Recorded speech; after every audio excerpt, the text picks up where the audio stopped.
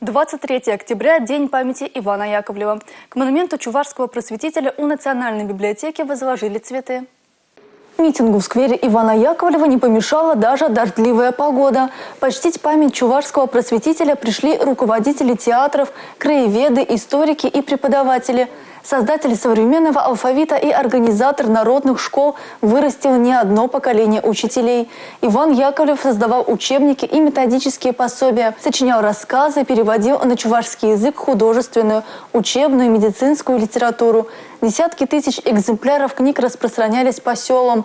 В этом году в стране отметили 175-летие со дня рождения просветителя.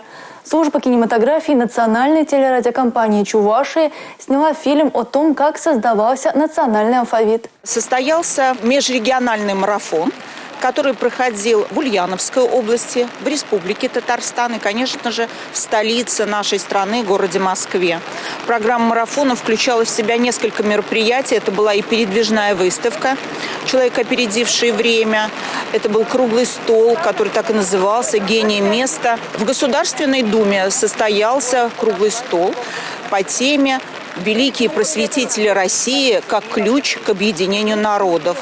Поэтому я считаю, что мы достаточно много посвятили этой очень важной теме, этому человеку, очень выдающемуся человеку. Достаточно много мероприятий. И сегодня, вот вы видите, в день его смерти мы пришли почтить его память.